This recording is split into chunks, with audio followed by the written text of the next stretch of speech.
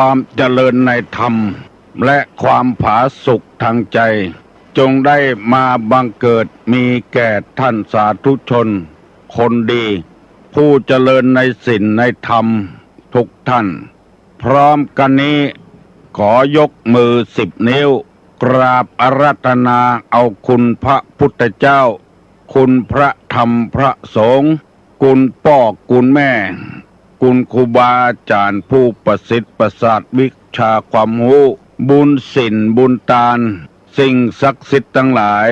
อันมีพระสยามเทวาธิราชพระบรมธาตุดอยสุเทพและครูบาเจ้าศรีวิจัยเป็นต้นขอได้โปรดมาอภิบาลปกปักรักษาพระสงฆ์พระเจ้าพระเนนเถนน้อยและท่านผู้รับฟังรายการทุกคนทุกท่านเพื่อปากันมีความสุขกายสุขใจเหมือนกันทุกตนทุกองค์ทุกผู้ทุกคนตลอดกาลนานมาแถมแล้วเนอเสียงก้องเสียงกองเสียงมองต่ำเข้าเสียงตุเจ้าเทศนาธรรมมาเยี่ยมมาใจท่านสาธุชนคนดีทั้งหลายถึงบ้านถึงจองเพื่อเอาธรรมะแบบรากหญ้าแบบธรรมดามาฮือพ่อแม่พี่น้องทั้งหลายฟังก่อนที่จะได้ฟังนี้ขอเชิญชวนมวลพุทธบริษัททั้งหลายไหว้พระเหมือนกับนักมวยไหว้ครูระลึกถึงครูบาอาจารย์ก่อนผู้ที่ไปแสวงหาสัจธรรม4 อสงไขยปลายแสนมหากัปและ10 ชาติปางสุดท้ายได้เกิดมาเป็นพญาเวสสันตละตาลเข้าของทรัพย์สมบัติสละบัลลังก์ไปบวชเป็นพระฤาษีตาลเมียตาลลูกบำเพ็ญขนาดหนักจนได้ตรัสรู้เฮาไหว้ครูบาอาจารย์เนี่ยก่อนเนออาลังหังสัมมาสัมพุทโธภควาพุทธังภวันตังอภิวาเทมิกราบสวากขาโตภควตาธัมโมธัมมังนัมสสามิกราบสุปฏิปันโนภควโตสาวกสังโฆสังฆังนะมามิกราบหันทัพไมยังพุทธัสสะภควโตบุพาภะคณะมะกะลังกะโลมาเสนะโมตัสสะภะคะวะโตอะระหะโตสัมมาสัมพุทธัสสะนะโมตัสสะภะคะวะโตอะระหะโตสัมมาสัมพุทธัสสะนะโมตัสสะภะคะวะโตอะระหะโตสัมมาสัมพุทธัสสะพุทธังสรณังกัจฉามิธัมมังสรณังกัจฉามิสังฆังสรณังกัจฉามิตุติยัมปิพุทธังสรณังกัจฉามิตุติยัมปิธัมมังสรณังกัจฉามิตุติยัมปิสังฆังสรณังกัจฉามิตติยัมปิพุทธังสรณังกัจฉามิตติยัมปิธัมมังสรณังกัจฉามิตติยัมปิสังฆังสรณังกัจฉามิอิติปิโสภะคะวาอะระหังสัมมาสัมพุทโธวิชชาจรณะสัมปันโนสุขโตโลกาวิทูอนุตตโลปุริสาธัมมสารถิสัทธาเทวมนุษสานังพุทโธภควาติสวากขาโตภควตาธัมโมสันติติโกอากาลิโกเอหิปัสสิโกโอปนะยิโกปัจจัตตังเวทิตโพวินยูหิติสุปฏิปันโนภควโตสาวกสังโฆ อุจุปฏิปันโนภะคะวะโตสาวกสังโฆญาญะปฏิปันโนภะคะวะโตสาวกสังโฆสามิเจปฏิปันโนภะคะวะโตสาวกสังโฆญาติตังจัตตาลิปุริสายุคานิอัฏฐะปุริสาปุคลาเอสาภะคะวะโตสาวกสังโฆอาหุไนโยปาหุไนโยทักขิไนโยอัญจลิกาละนิโยอนุตตะลังปุญญเขตังโลกัสสาติกราบหนึ่งกราบสองกราบสามกาเลนะธรรมสวนังเอตัมมังคารมุตตมังมาแล้วนึเสียงก้องเสียงก้องเสียงมองต่ำเข้าเสียงตุเจ้าเทศนาธรรมมาแล้วมาถึงวัดมาถึงในห้องตุเจ้ามาถึงบ้านมาถึงบนเฮือนมาถึงในเฮือนมาถึงที่นอนมาถึงในสุดในมุ้งมาถึงในครัวไฟมาถึงห้องน้ำมาถึงบนรถยนต์มาถึงที่เปิ้นออกกำลังว่าเจ้าเอาวิทยุน้อยไปตัวมาถึงในกาดในลีมาถึงกุฏิกุฏางในให้ในสวนมาโมดมาประกาศธรรมให้พี่น้องทั้งหลายได้ฟังมันดีกว่าเสียงสาบเสียงแจ้งกันให้เกิดได้เดือดร้อนเพื่อให้คนเฮานั้นได้มีโอกาสฟังธรรมปฏิบัติธรรมเพราะคนเฮานี้มันเป็นได้กูอย่างเพื่อบ่ให้คนได้เป็นกูอย่างคนก็คนคงเป็นคนอย่างเก่าอย่างเดิมปอดใจก็เป็นปอดใจแม่ยิงก็เป็นแม่ยิงเฮอได้ทำหน้าที่ของไผของมันเป็นลูกทำหน้าที่ของลูกของเต้าเป็นพ่อเป็นแม่ก็เฮอได้ทำหน้าที่ของพ่อของแม่เป็นอันใดก็เฮอเป็นอันนั้นจึงได้มีการประกาศธรรมกันกูเจ้าเพื่อจักได้เอาธรรมะมาปฏิบัติให้ทำตามหน้าที่ของตนเองถ้าคนใดหนีจากศีลหนีจากธรรมแล้วมันจะเป็นอย่างอื่นเป็นคนบ่เอาการเอางานขี้ค้านเป็นคนหัวไม้หัวแข็งเป็นคนช่อลาดบังหลวงเป็นคนกดคนโกงเป็นคนบ่ซื่อสัตย์สุจริตเป็นคนบ่ฮู้จักคุณพ่อคุณแม่คุณครูบาอาจารย์คุณดินคุณน้ำคุณไฟคุณลมไปถ้าได้เอาธรรมะมาประกอบกับตัวมันจะเป็นเชื้อใดเชื้อนั้นพอได้เป็นเชื้อใดเชื้อนั้นแล้วมันง่ายแก่การปฏิบัติง่ายแก่การติดต่อถ้ามันบ่ได้เป็นตามความประสงค์แล้วมันก็เดือดร้อนเหมือนกับเฮาปลูกบ่ฟักบ่แฟงบ่แตงบ่เต้าเข้าสาลีเข้าโพดไว้ในสวน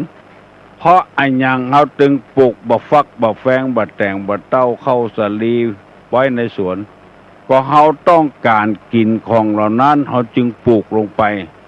นี่กายกับว่าบ่ฟักบ่แฟงบ่แต่งบ่เต้าเข้าสาลีกลับไปเป็นอย่างอื่นเป็นบ่ม่วงบ่ลำไยเป็นบ่หนูนเป็นมะนาวเฮาก็เดือดร้อนเพราะมันบ่เป็นไปตามความประสงค์มันนอกเหตุนอกหอยนอกที่นอกทางไปเห็นแล้วเอาเข้าเจือเข้าผาเข้าแก้วเข้าขาวมาปลูกกลายเป็นเข้าอย่างอื่นไปเหี่ย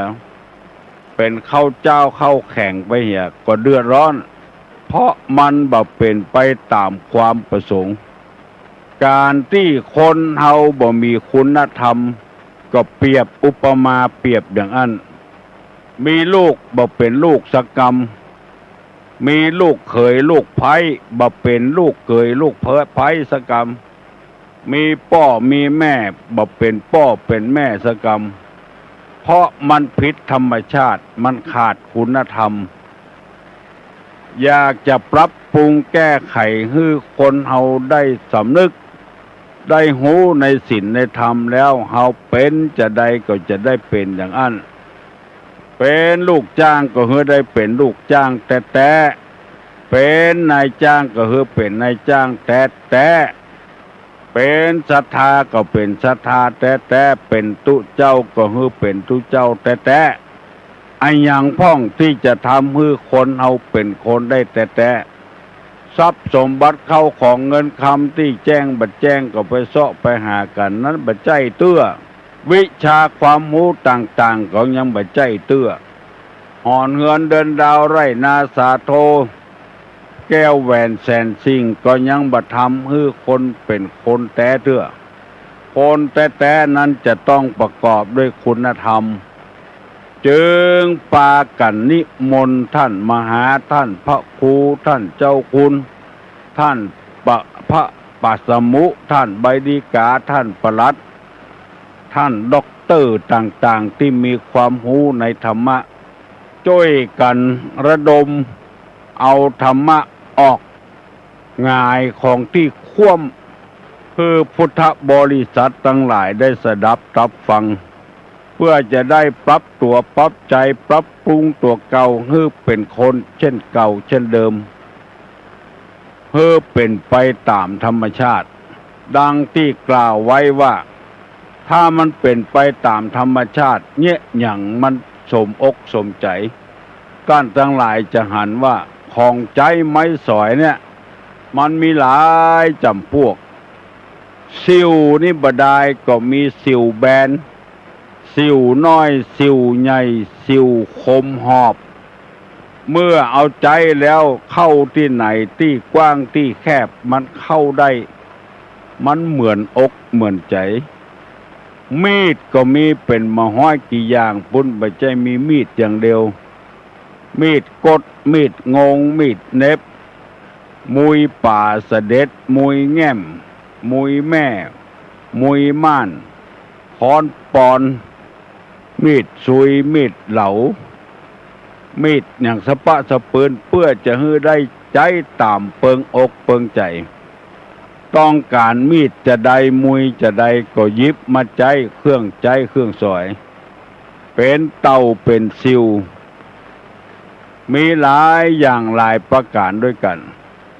ใจแล้วมันใจง่ายเล็กกลก็มีเล็ก3เล็ก4เล็ก2 นิ้วนิ้วกึ่งนิ้วเล็กกึ่งนิ้วไม้บางก็ใจเล็กน้อยเล็กโกนน้อยไม้พอให้พอดีก็ใจเล็กนิ้วกึ่งใจเล็กนิ้วไม้หนาแถมน้อยก็ใจเล็ก3เล็ก4คนเฮาถ้ามีคุณธรรมเหมือนกับของใจไม้สอยมันง่ายที่มันบ่เหมือนอกบ่เหมือนใจก็เพราะคนบ่เป็นคนไปเป็นอย่างอื่นไปอย่างไปเป็นวอกพ่องไปเป็นมาเป็นหมูเป็นเป็ดเป็นไก่ไปเป็นงัวเป็นควายไปเป็นสะปะสะปืนไปเป็นเต่าไปเป็นนกไปเป็นหนูไปเป็นมอดอันเนี้ยคนบ่ได้เป็นคนมันเลยใจกันยากเป็นมอดก็มอดกัดไม้กำมันได้จีไม้แล้วก็โคบไปหน้าติ๊กมันตึงบะเหลียวหลังเอาจนไม้ประพดเป็นหูเป็นพงอุปมาคนเช่นนี้ก็มอดกัดไม้มอดบ้านมอดเมืองของที่บ่ใจของตัวก็ไปกัดไปคุยไปเขี่ยเช่นไปตัดไม้ในแพะในป่าเอามาขึ้นมาขายปุ๋ยก็บ่ได้ใส่น้ำก็บ่ได้หดคนเอาเปิ้นมาขึ้นมาขายไม้บนห้วยบนดอยจนปอบ่มีเกิดฝนตกขึ้นมาวัน2 วันติดกันบ่มีไอ้หยังมาเกิ้งฝนไว้ท่วมบ้านท่วมเมืองปัดปี้ปัดน้องกันก็พอมอดตัวเนี้ยมันไปกัดไม้ไปคบไม้คนเป็นมอดไม้ถ้าบ่มีกินบ่มีว่าก็ไปแถมยัง อันนี้ก็เหลือกินเหลือใจทำตัวเป็นนายทุนมีอิทธิพลบ้านจองของตี้ก็มีแล้วบัดใจว่าเอาไม้มาแปลงบ้านแปลงจองตัวเก่าเอาไปขึ้นไปขายเอาไปแปลงเครื่องเฟอร์นิเจอร์ต่างๆเอาขายได้กำไรเอามาใส่ตัวบ่มีการลงทุนปลูกต้นไม้แล้วไปเป็นมอดกัดไม้แถมอย่างหนึ่งมากัดไม้กัดปอกกัดแม่ทรัพย์สมบัติอันใดมีก็เอาไปขึ้นไปขายไปกัดไปหมดบุญเอาจนมีเหลือก็ขี้มอดคนเอาเลยกลายเป็นเจืออันไปเหี่ยบักเป็นโคนสกรรมมันเอาเปรียบป้อเอาเปรียบแม่เอาของเปิ้นไปขึ้นไปขายไปกินเนี่ยหมดอันนี้เปิ้นเขาก็ว่าคนเป็นมอดกัดไม้คนเป็นหุ้งเป็นแหลวก็มีหยิบโฉบเอาของพ่อของแม่ไปใจคนเป็นหมูก็มีเป็นหมาก็มีกินแล้วก็นอนแล้วก็กินเหมือนเวียกการอย่าง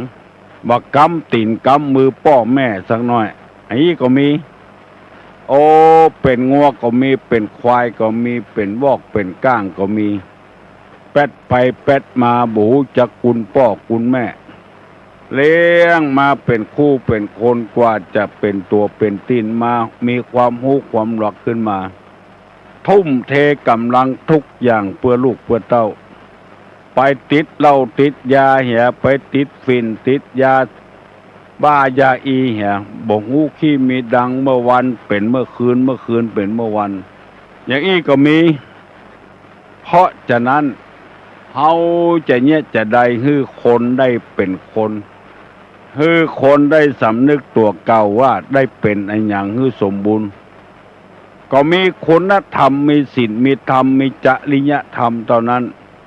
จึงปากันเสียสละทุกสิ่งทุกอย่างเพื่อให้คนได้ฟังธรรมะปฏิบัติธรรมะเพื่อให้คนเฮาได้อยู่ดีมีสุขต่อไปตึงวันนี้คนดีเฮาบ่เดือดร้อนเฮาเดือดร้อนกับคนบ่ดีคนบ่เป็นคนบ่มีเอาธรรมะธรรมโมมาใส่ใจนั่นเองบ่ได้รบกวนพี่น้อง10 ชาวชาวบ้านหยังสักอย่างเพียงแต่ทำตามหน้าที่ถ้าเฮาบ่ทำตามหน้าที่ก็ว่าเป็นตู้เจ้าบ่สั่งบ่สอนกินอยู่หมู่เนี้ยเฮาจึงกล้าเสี่ยงตายกันถึงวันนี้ตี 3 ตี 4ลุกทำวัดกันเพื่อปลุกระดมคนฮือลุกเจ้าบ่ฮือลุกขวายเสาะหากินตามรักตามร้ายของภัยของมันยังดีกว่าที่เฮาบ่ทำมันอย่างสักอย่างพี่น้องทั้งหลายที่หุ่มศีลหุ่มธรรมหุ่มฟังธรรมหุ่มกินหุ่มตานเวลานี้จะหันว่าตุเจ้าลูกเจ้ากันสวดมนต์ทำวัดเจ้ากันแปลเอากรรมบาลีมาเป็นกรรมไทยเพื่อให้คนสำนึกอย่างท่านมหาวิษณุวัดเจ็ดลินเป็นต้นตี 4ก็ทำวัดละตี 3 ตี 5ก็ทำวัดละชั่วโมงป่ายเพื่อปลุกระดมให้คนได้เป็นคนบ่ให้ได้เป็นอย่างอื่นถ้าเป็นอย่างอื่นแล้วมันอู้กันยากบ่ใครหูเลือกหูลาวเนี่ยไขว้เขไปเหี่ยประตกประเสียงบ่อยากจะให้ไผเดือดร้อนตึงวันนี้การการหาการค้าการขายเสาะว่าหากินนี่เฮายังบ่เดือดร้อนเท่าใดขายแล้วมันบ่หมดก็ยาวขายวันอื่นได้อยู่บ่พอวุ่นวายเท่าใดขอให้เฮามั่นขยันเด้อที่เฮาเดือดร้อนตึงวันเดือดร้อนเพราะคนบ่ดีมีผัวก็บ่ดีค้ำลูกค้ำเมียบ่เวียกการสัมมาเลเทเมาพ่อแม่ลูกเมียก็ละทมข่มอกข่มใจคำอยู่หั่นน่ะเป็น9 ปี 10 ปีมามีเวลาที่จะสว่างใจตัวเปิ้น มีเมียก็เป็นเมียบดีเฮาเดือดร้อนกับคนบดีมีตุเจ้าก็เป็นตุเจ้าที่บดีอยู่ไปตึงเป็นวันบาละอาตัวเก่าบ่คิดที่จะพัฒนาวัดวาลูกศิษย์ลูกหาศรัทธาพุทธบริษัทอย่างสักอย่างอยู่ไปเป็นปีบ่มีอย่างคืบคลานสักอย่างวัดเหนือวัดใต้วัดตะวันตกวันออกเปิ้นดีกันแปลงวัดแปลงว่ากันหากฐินหาพระป่านอกจากอยู่บ่ได้ยังบ่พอหายตัวแถมแกล้งศรัทธาแกล้งเจ้าบ้านเจ้าจองสะปะสะปืนอันเนี้ยเอาก็เดือดร้อนกับอันเนี้ยมีศรัทธาก็เป็นศรัทธาบดีวัดบัดจะบ่เข้าพระเจ้าบ่ไหวคุยวัดคุยวาคุยทุเจ้าเนี่ยหยังบ่ได้แม้นที่ไหนบ่ได้เดือดร้อนโจรบางวัดจนพอห้างพอเหือได้ตุเจ้าตนใดก็มาบ่ได้เพราะศรัทธาคุยวัดคุยตุเจ้าบ่เซาะบ่แสวงหาหยังมาทนุบำรุงวัดวาศาสนาสักอย่างยิ่งประเดียวมีการมีงานอย่างคนเฮามันแต่งเนื้อแต่งตัวดีบางวัดสะสมโต๊ะตั้งมานั่งเก้าอี้ไว้ให้คนนั่งอาบน้ำฟังธรรมนั่งประชุมบางวัดตุเจ้าตึงบ่เซาะบ่หาศรัทธาก็บ่ช่วยวัดช่วยวาอย่างสักอย่างไปยืมของเปิ้นเตื้อเปิ้นติดงานที่อื่นไปแล้วบ่ได้หน้างอคองหักจังเปิ้นแหมะ108 ปัน 9พอออกไม่ออกอย่าไปเป็นทาสของความขี้ค้านเป็นทาสของความขี้ค้านนี่มันบัดตันเปิ้นเน้อตุลุงจะย่างให้ก่อนเน้อปนมมือเน้อตุลุงจะฮื้อปอนอายุวัฏโกธนะวัฏโกสิริวัฏโกญัสสะวัฏโกพละวัฏโกวนะวัฏโกสุขวัฏโกโหตุสัพพตาตุขโลกาพญาเวลาโสกาจันตุจุปตวะอเนกาอันตระญาปิวินาสันตุจเตจัสสาวุธาปจายิโนจัตตาโลธรรมาวัฏันติอายุวันโนสุขัง